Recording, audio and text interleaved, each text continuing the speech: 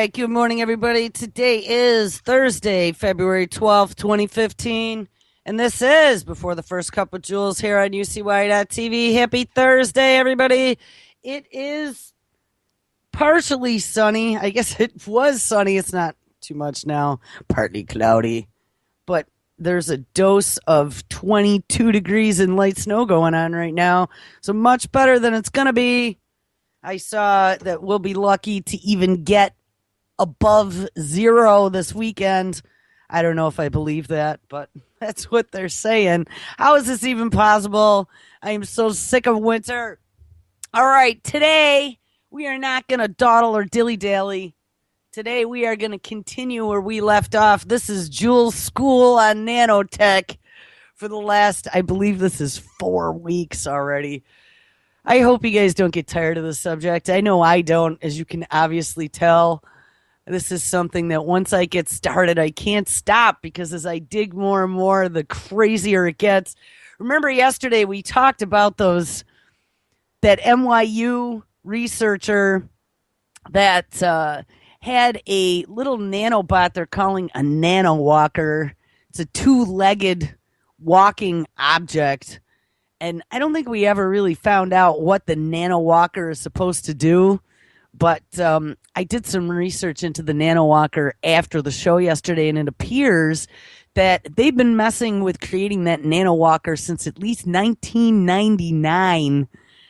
So it really is kind of a horrifying thought to think here in 2015 how much further they could possibly be.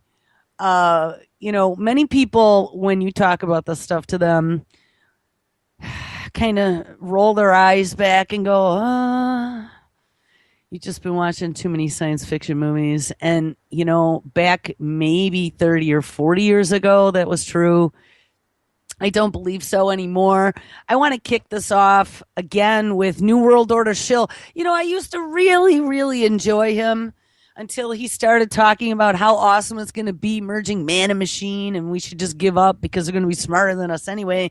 But Michio Kaku, I literally, the day that I realized that he was selling the promise of everything that I am absolutely against, and that is killing biological life, becoming this next evolution of human, partially biologic, eventually no longer biologic and all synthetic.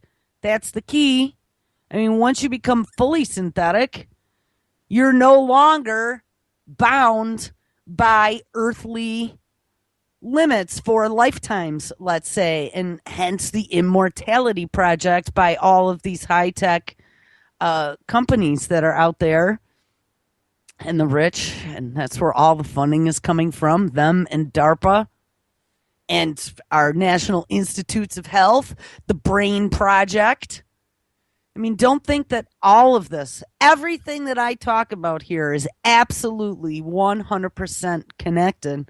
All right, let me see if this is going to give me a chance. And we are for lifetimes, let's say. Hold on.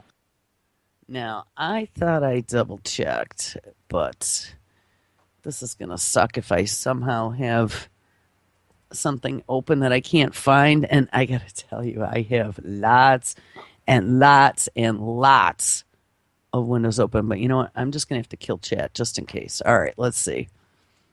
Let's see if we can do this again. Aha! All right, here we go.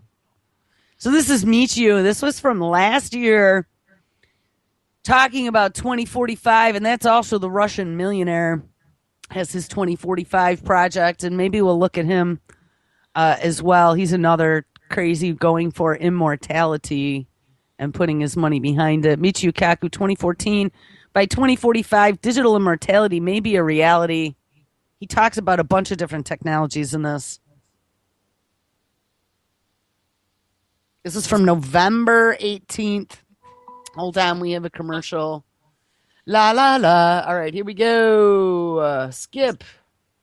And here with us now is co-founder of the Stringfield Theory, professor of theoretical physics at the City College and City University of New York, Dr. Michio Kaku. He's the author of The Future of the Mind, the scientific quest to understand, enhance, and empower the mind. Doctor, it's great to have you here. It's amazing to think, and as we see in that film Her, and the question that Samantha, played by Scarlett Johansson, posing, is this real or programming?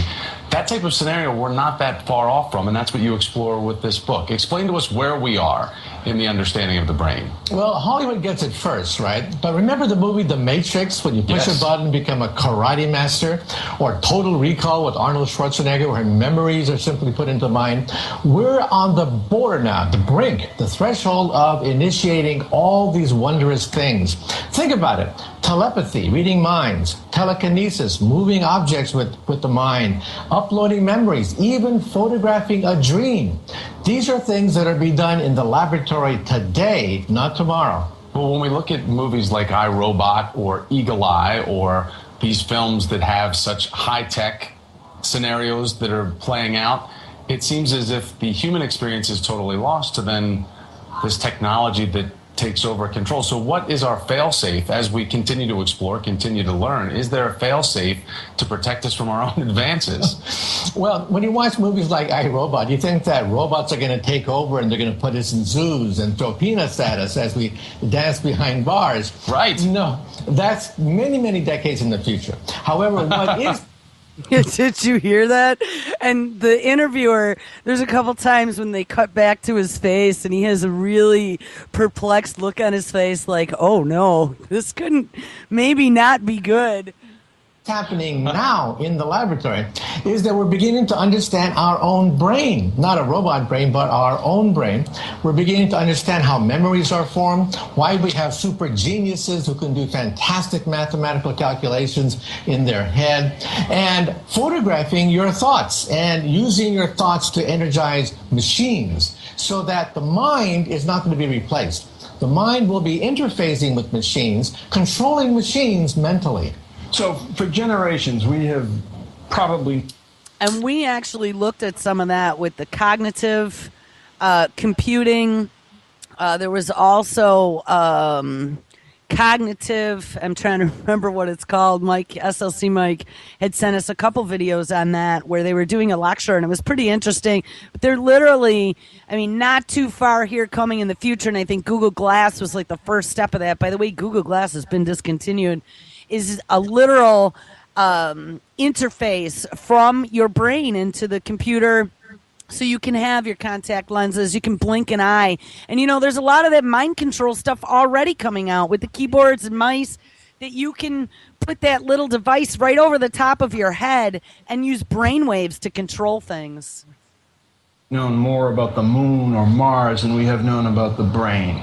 So as you skim through this incredibly important and really interesting book, what's going to happen? What's the impact of all of this research, all of this study on things like Asperger's or Alzheimer's or cognitive issues that perhaps people are born with, brain-related cognitive issues? What happens?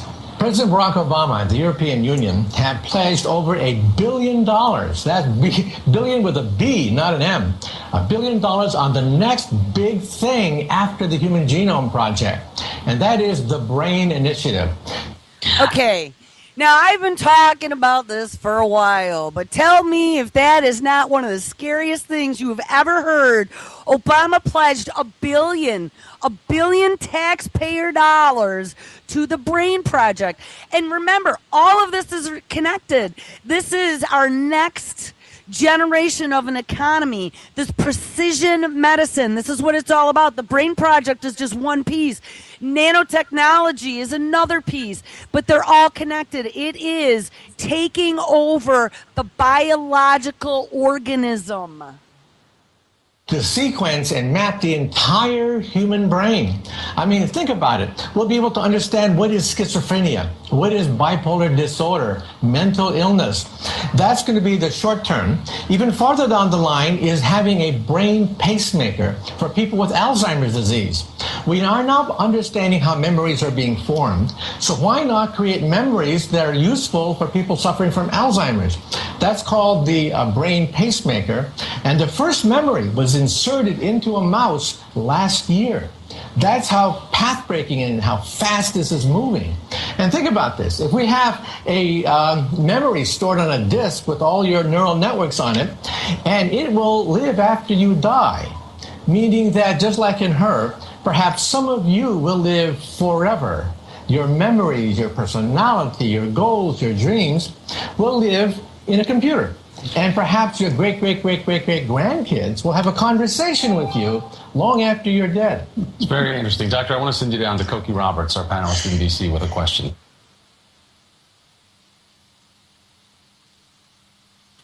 I don't know what happened to Cokie. Oh, no, Cokie. I don't know. The video's sitting here spinning now. Well, that's okay. We don't have to listen to any more of this unless it comes back. But let me hit that echo. Anyway, so he's talking about, yes, being able to upload yourself, put all your memories. I mean, we looked at a whole bunch of that a few days ago. That's something that makes me think of quite a number of TV shows over the years where they had, heads or minds, brains in jars that you could access. Here's something that I wanted to talk about. This is the 2045 initiative. I mentioned this a few times. This is out of Live Science. The singularity is near. Mind uploading by 2045. This was pretty much what Michio was just talking about. By 2045, humans will achieve digital immortality by uploading their minds to computers, or at least that's what some futurists think. Now, listen to Michio. I mean, he says we're right on the money, man. We're getting there. And actually, if this once this loads, we'll play the rest of it, because that's kind of the stuff he talks about, are all the advances that they already have going now.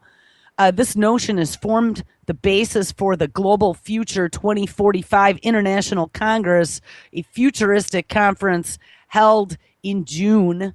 The conference, which is the brainchild of Russian millionaire Dmitry Itskov. Yes, he is the Russian millionaire that wants to live forever. And actually, if I remember, he came out in the very beginning, and it was almost like a competing idea to Ray Kurzweil, because Ray wants to upload himself to the computer. But when I was reading this Dimitri's original plan, he was literally talking about taking your brain and implanting it into a synthetic device, such as a robot. Now, I don't know. They've all merged together now as groups, so I don't know if maybe they convinced him that's not such a good idea or what the deal is. But anyway, any of it is horrifying to me.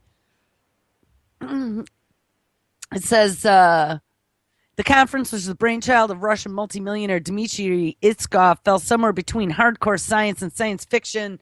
It featured a diverse cast of speakers from scientific luminaries or whack jobs, Ray Kurzweil, Peter Diamandis, and Marvin Minsky, to swamis and other spiritual leaders. And remember, if you search Kurzweil, there's actually a lot that he speaks about with spirituality and the singularity. And, I was mentioning that my daughter asked me the other night if they can actually print bodies yet. And as a matter of fact, there was a story that just came out last night about that.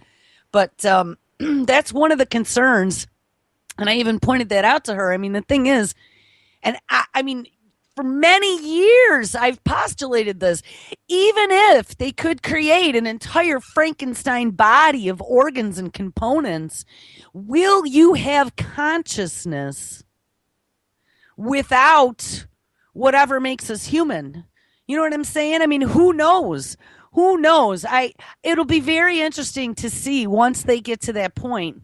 I mean, is it going to be like Frankenstein where they take some high voltage electricity, they zap the heart and it's alive? Or is there something lacking that will prevent it from being alive? Is there some sort of quote unquote life force or energy that actually makes us alive, not just the elements that make up our body?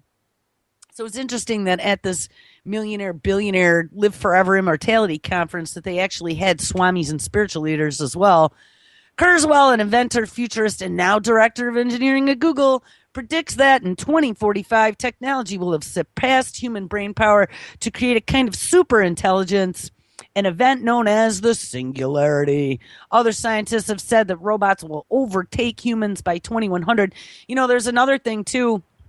After the show, I started to dig and I found some older stories that I had read that people have probably forgotten about. But also, Google is working on their synaptic computer that is mimicking the human brain for thoughts. And who the hell knows what they're using it for? We'll maybe take a look at that. I want to definitely, though, dig into nanotech and food and nanotech and medicine.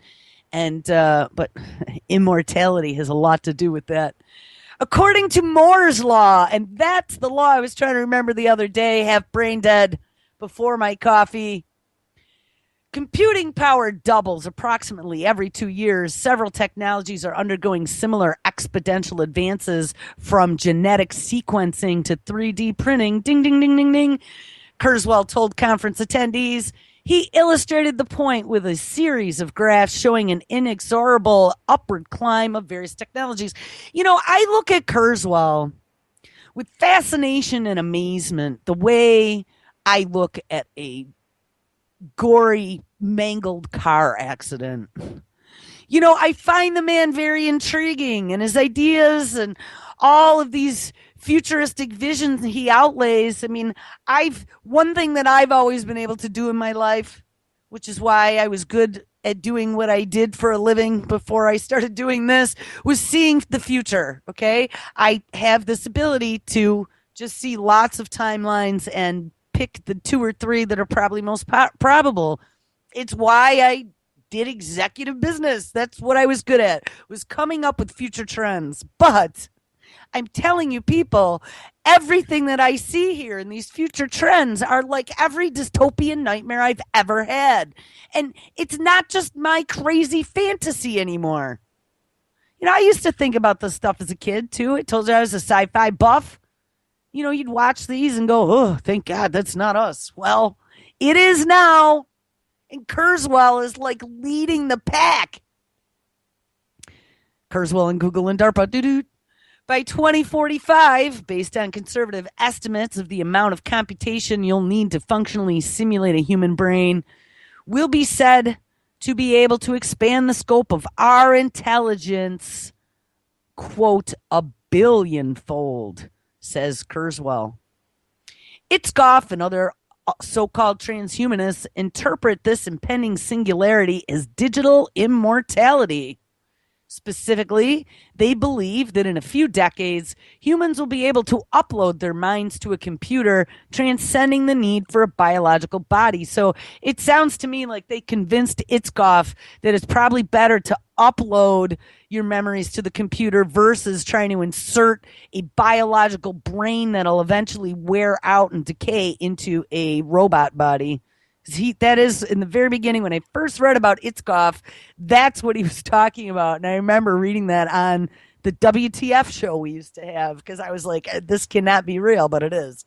But it looks like they convinced him otherwise. So, phew. The idea sounds like sci-fi, and at least it is for now. The reality, however, is that neural engineering, and we looked at some of that yesterday as well, is making significant strides toward modeling the brain and developing technologies to restore and replace some of its biological functions. And if, where is it? Where did Michiu go? Aha. If Michiu plays now, I think he will. It looks like it's all loaded. That's what they're talking about next. Oh, hold on. Skype has issues. Here we go. All right. Doctor, those of us of a certain age want to know about this memory pill that you talk about in the book, and say that it could be sooner rather than later. How soon, please?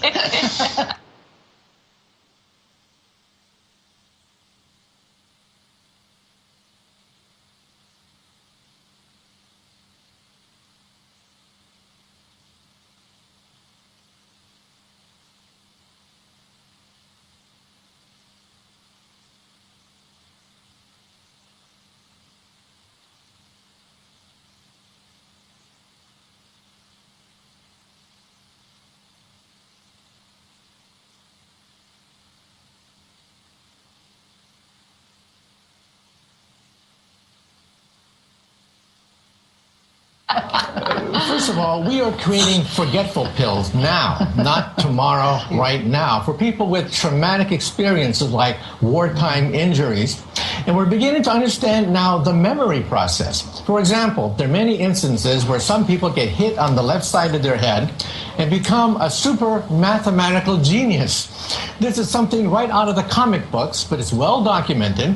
And after this program, for God's sake, do not hit yourself on the left side of your head. You're going to have barnacle clock face. Trying to become a super genius after the show is over. Well, what about seizures? People suffer epileptic seizures, brain seizures. What's that in the study about that? For example, people with Parkinson's who shake uncontrollably, you can actually see that there's a part of the brain in a brain scan that's overactive, that lights up. We can put a probe directly into that part of the brain and nullify it, quiet that part of the brain. Now, this is today. This is one of the standard ways of treating Parkinson's disease. Also, people who are clinically depressed and have resisted psychotherapy and psychiatry and psychology, brain scans reveal that certain parts of the brain, again, are overactive. By putting tiny little needles into the brain painlessly, you can quiet that area. And I've seen videotapes where a person is suicidal one instant and the next instant, joy and tremendous vigor coming into that person's face. Now that's got to concern everyone. So they discovered if they insert tiny little needles into the left side of your brain, we could take someone who's clinically depressed, which, by the way, has now been included in DSM-5. Oh, I think there's many that have been included in DSM-5, but clinical depression, oppositional defiance disorder, all these different types of psychological disorders that are now in this manual. And remember, depression was also something that once they gave you SSRIs, and how many 60, 70 million Americans are on some sort of mood enhancing drug because of problems with depression? I mean, millions of little needles inserted into your brain is going to be our future? I don't think so. Thank you very much. Next thing, it's going to be the little nanobots inserting needles and stimulating your brain. Amazing what you can do, because we're now beginning to unravel the human thinking process. It's incredible advances ahead of us. Doctor, it's great to have you here. The book is called The Future of the Mind. You can read an excerpt on our site, mojo.msnbc.com. Dr. I mean, every time I hear Michio, like I said, I used to be a big fan of his, and I see he just released a brand new video. We might have to hit this later, titled Michio Kaku 2015, The Future of Nanotechnology. You know, the scary thing is that Michio sees it. I mean, he works at the City University of New York. He's pretty close to a lot of the research on the East Coast, MIT, Harvard, NYU. You know, the dude is a world-renowned physicist and futurist, so you better believe he knows what's going on. The sad fact of the matter is he's writing books about it, and he's cashing in, cha-ching, on all of his books talking about this dystopian future, but he's trying to convince us that's a good thing. Every time I've seen him on a science show in the last year plus, well, since Fukushima, since the show that he came out, and he might have been on CNN at that time, when they asked him what he thought about Fukushima, and he said that we were a roller coaster going down a curvy road without brakes, holding on by our fingernails. And after that, Michio shut up. He disappeared for about a year. You didn't see anything else out of him. And the next thing you know, he comes out and all he's talking is New World Order shill. You know, so he disappoints me greatly. But anyway, so getting back to this 2045 project, which is pretty much what all of this encompasses. So they already have cures for Alzheimer's that they're working on, this happy little pill. Of course, your biopharma industry, precision medicine, they're all going to make all kinds of money on augmenting us. That's what it was called, augmented reality, Mr. SLC. They want to be able to insert things. Did you hear him saying that it'll be like the Matrix where we could just plug our brains in? I mean, at some point, I see how that's very possible, especially if our brains are all connected in some sort of hive capacity for a biological supercomputer. And at some point, technology is going to overtake us, according to Kurzweil, 2045. But the thing is that a computer brain is blank. It's like a blank hard drive. And we have lifetimes worth of memories, experiences, emotions, interactions between all of us. There's such a massive store of information that it's going to take that long for them to catch up, I think. But once they are able to mimic humans completely, there isn't going to be much else needed unless they use us to generate energy. I had a friend who had a theory about that years ago, and there have been some technologies now that have come out in the last few years that lead me to believe that maybe we will be batteries at some point. All right, let's continue a little bit more. This story on 2045, talking about transhumanism. The next section is brain prostheses. Substantial achievements have been made in the field of brain-computer interfaces, or also called BCIs.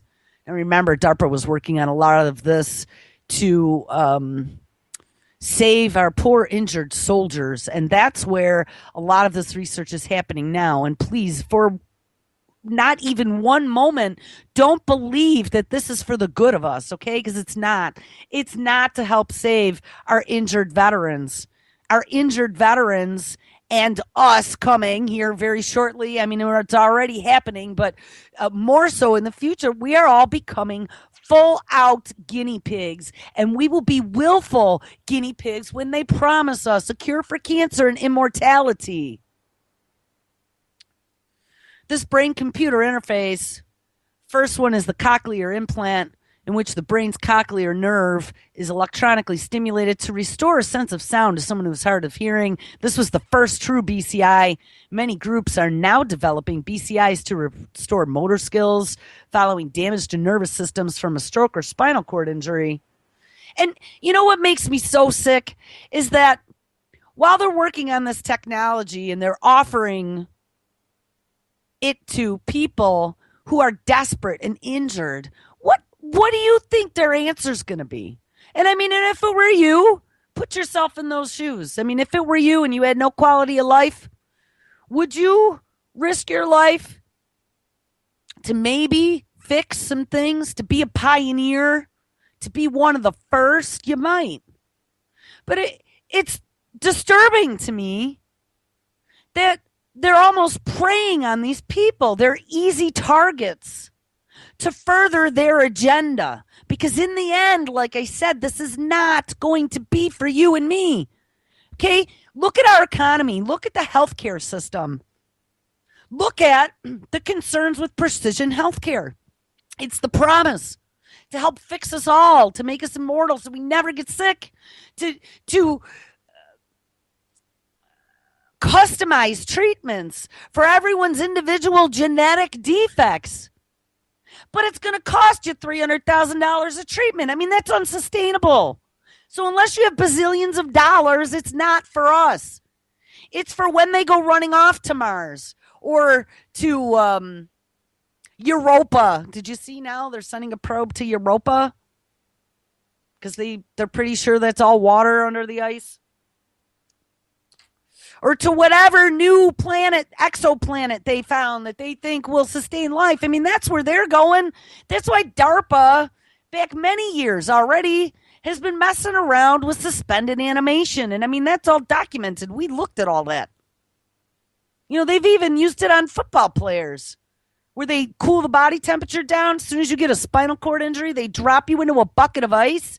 So it slows all your biological processes down. And they've actually managed to save a few people's cognitive abilities. That was that Gabby Giffords. They did that to her. I think it was a Buffalo Bill that they also tried that on, the injury that actually saved his spinal cord. So he didn't end up a paraplegic. And they've been working on that stuff for a long time. And now with this brain project, and I mean, I can't even believe it's $1 billion taxpayer dollars. And remember, this isn't just the federal government. This is corporations, biomedical, biopharma, universities, and tech corporations all over the world that are working on this together.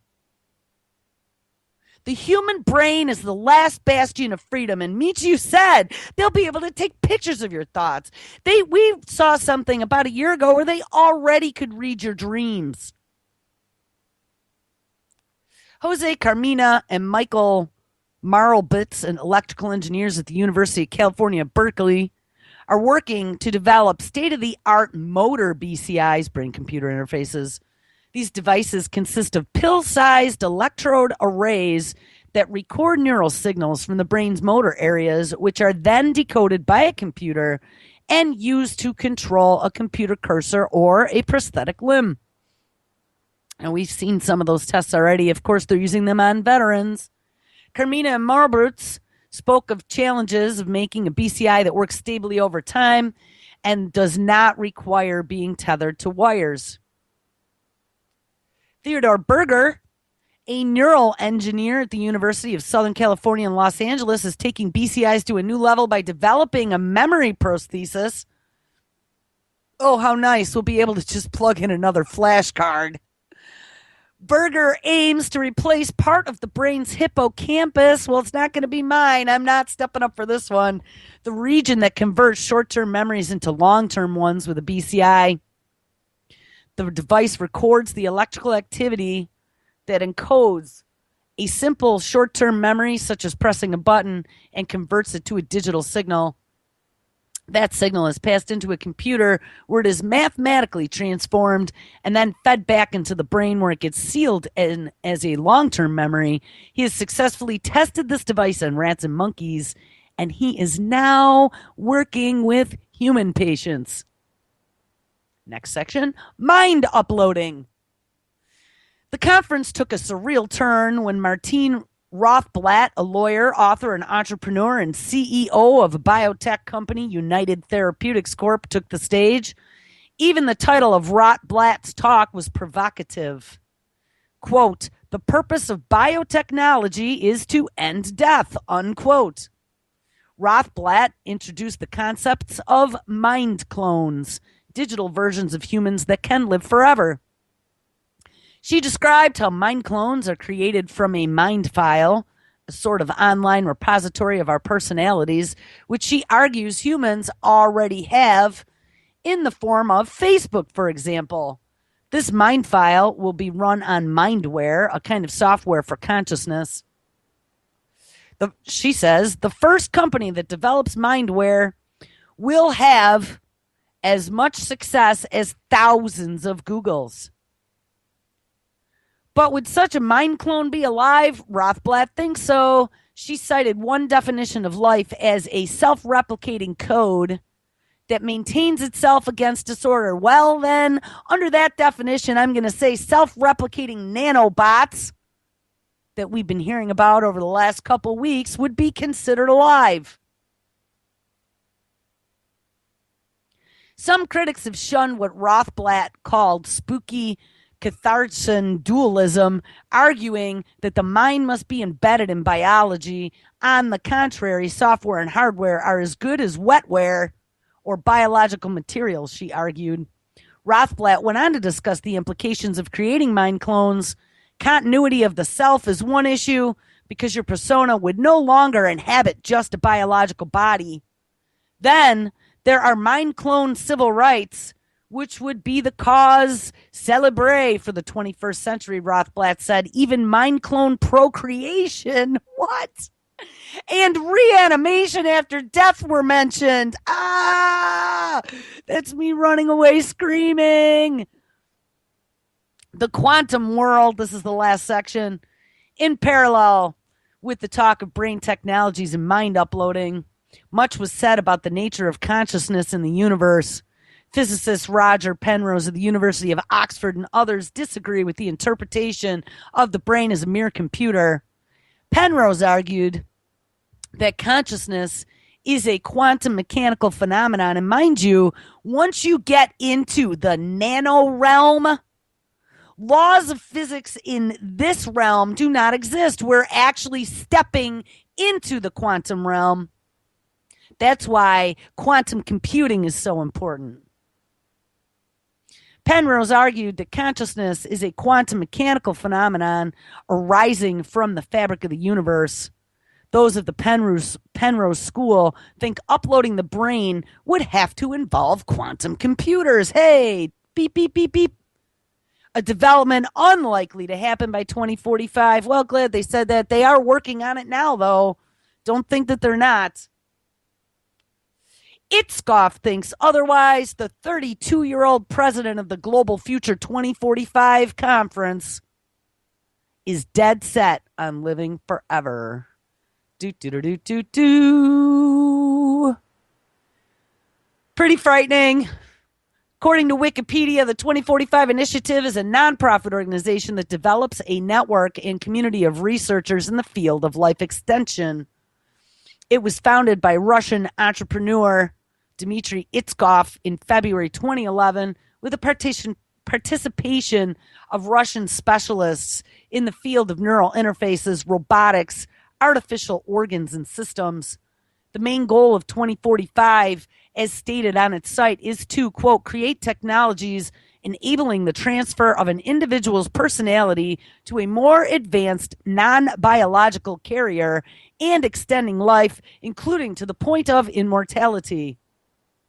We devote particular attention to enabling the fullest possible dialogue between the world's major spiritual traditions, science, and society.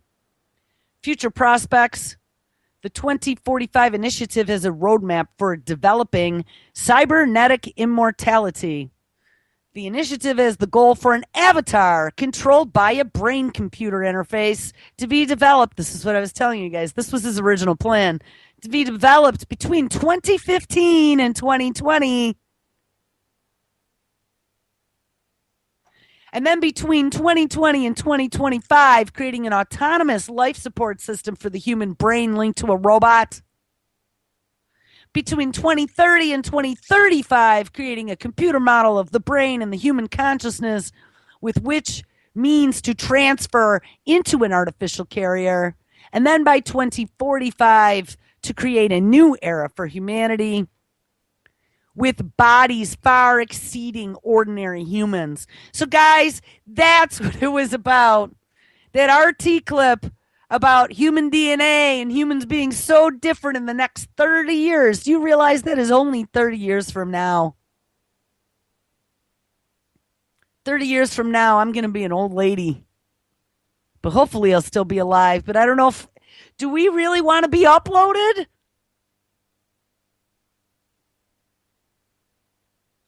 Then there's the Avatar Project. One of the featured life extension projects is to design an artificial humanoid body called an avatar and an advanced brain-computer interface system. On the biological side, a life support system will be developed for hosting a human brain inside the avatar and maintaining it alive and functional. That was Dimitri's vision. A later phase of the project will research into the creation of an artificial brain into which the original individual consciousness may be transferred. There are 4 avatars. Avatar A is a robotic copy of a human body remotely capable of interpreting commands directly from the mind and sending information back to the mind in a form that can be interpreted via the brain-computer interface. It is estimated to be popularized in or before 2020. Avatar B, an avatar, and remember, they're probably going to perfect these technologies on brain-injured soldiers. Mark my words. Avatar B, an avatar in which the human brain is transplanted at the end of one's life. Avatar B has an autonomous system providing life support for the brain and allowing it interaction with the environment, possibly mounted into an existing Avatar A chassis. Oh my God. Deadline of this phase is the year 2025. That is 10 years from now. Avatar C, an avatar with an artificial brain in which a human personality is transferred to and emulated in at the end of one's life. The first successful attempt to upload one's personality to a computer is estimated to happen around 2035. And then Avatar D is a hologram-like avatar. It is the ultimate goal of this project, but is optional since biological diseases are prevented in the previous phase, assuming either the upload is involuntary or that all humans choose to upload, and it is far away from the current technological achievements and our understanding on physics. But remember, the brand new Windows 10, I was just talking about this yesterday, one of the founders, now of course we all know about Bill Gates being a globalist. I'm sure that he's involved in a lot of different things on the back ends. I mean, he's working on the whole eugenics plan, but Paul Allen, I believe, who is another founder of Microsoft, also has an Immortality project up in Seattle. There's a lot of them, trust me.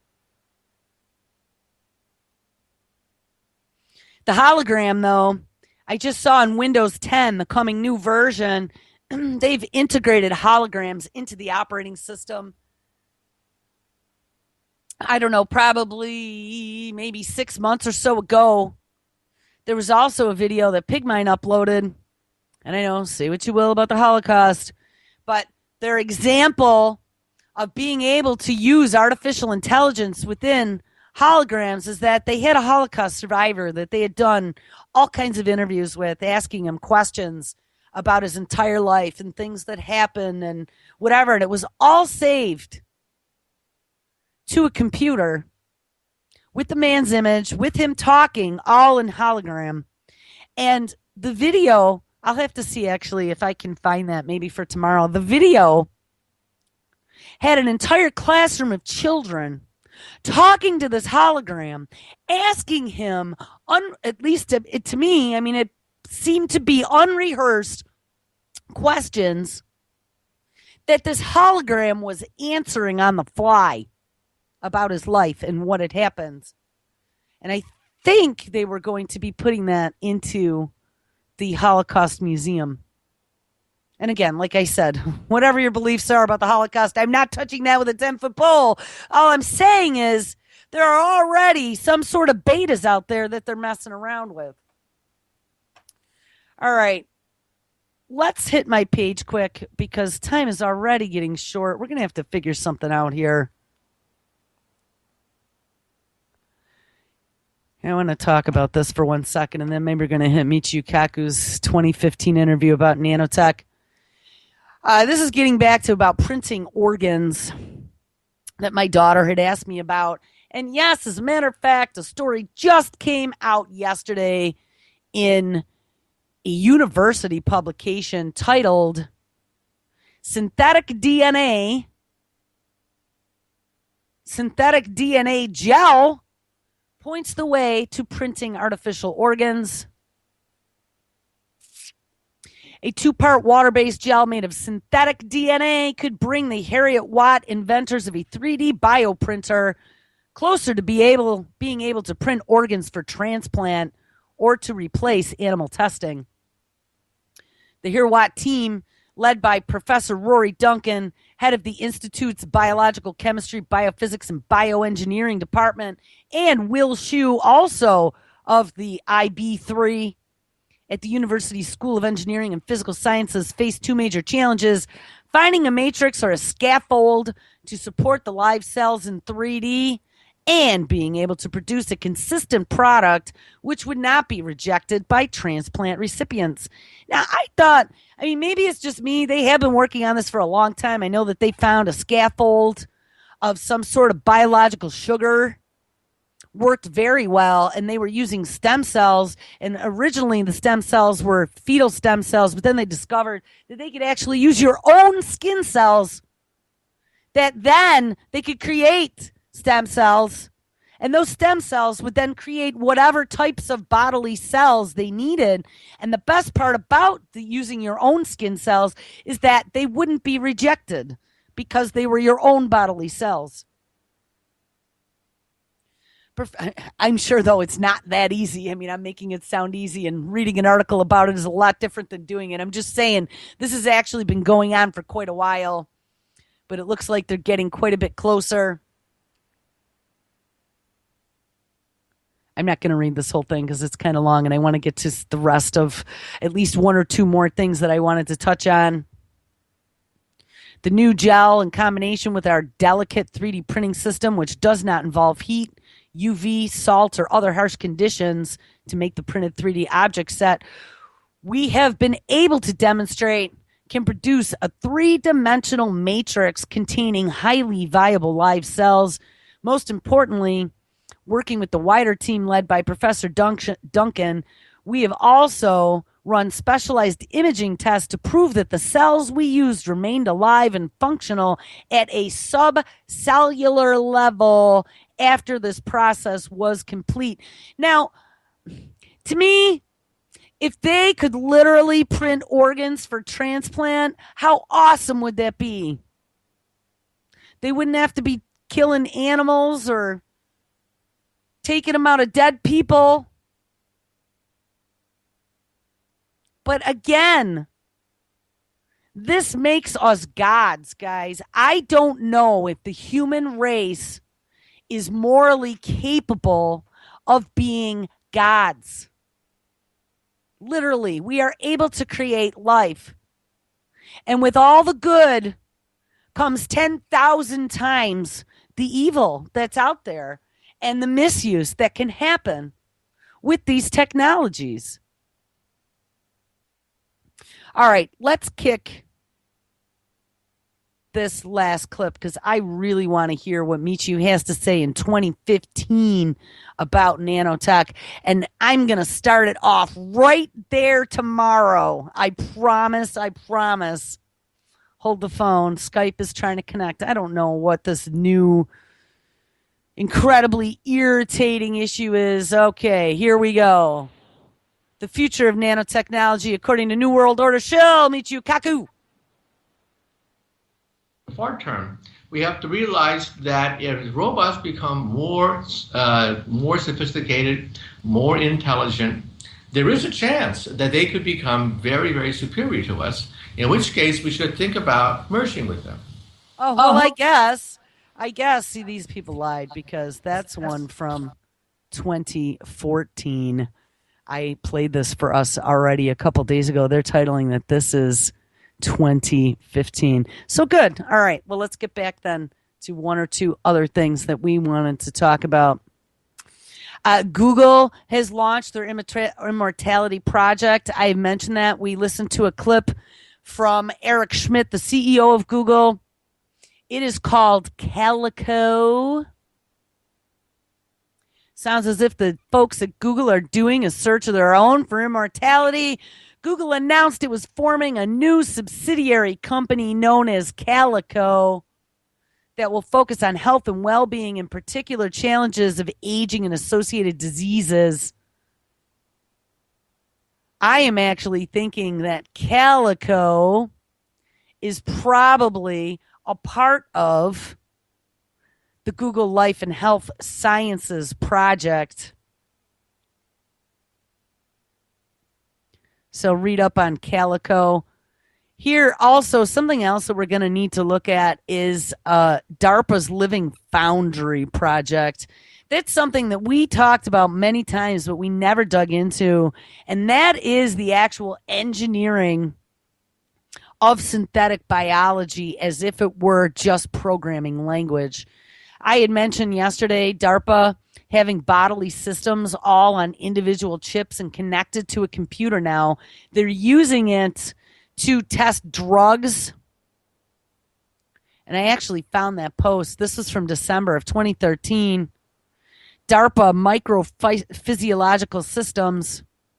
DARPA seeks in vitro platforms comprised of human tissue constructs that will accurately assess efficiency, toxicity, and pharmacokinetics in a way that is relevant to humans and suitable for regulatory review.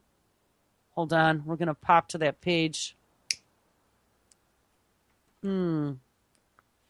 The page I requested is not found on DARPA any longer, which is nice. But here, basics, materials, and biological sciences, I'm sure that's where it's filed under. The Defense Science Office.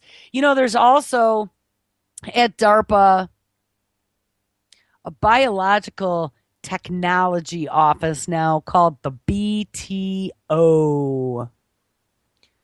Broad agency announcement. This was May 1st of 2014. The Biological Technology Division out of DARPA. The mission of the BTO is to foster, demonstrate, and transition breakthrough fundamental research discoveries and applications that integrate biology, engineering, computer science, mathematics, and the physical science to expand the national security toolkit. BTO's investment portfolio goes far beyond life science applications in medicine to include areas of research such as human-to-machine interfaces, microbes as production platforms, and deep exploration of impact of evolving ecologies and environments on U.S. readiness and capabilities. The BTO's programs operate across a wide range of scales, from individual cells to warfighter to global ecosystems. BTO responds to the urgent and long-term needs of the Department of Defense and addresses national security priorities. This is the dark side, people. And this is who's going to control these technologies. Not the doctors that are trying to build a liver to transplant in some child. The overarching goal is to develop, demonstrate, and transition biological-based technologies as a part of the toolkit available for DARPA stakeholders.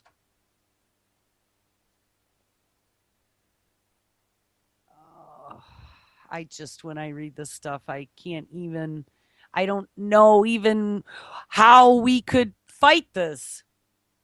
One last thing, I dug into the Weiss Institute, the home of the robo-bees, the home of nano manufacturing, unmanned aerial micro vehicles, and let's talk about what they're doing over there.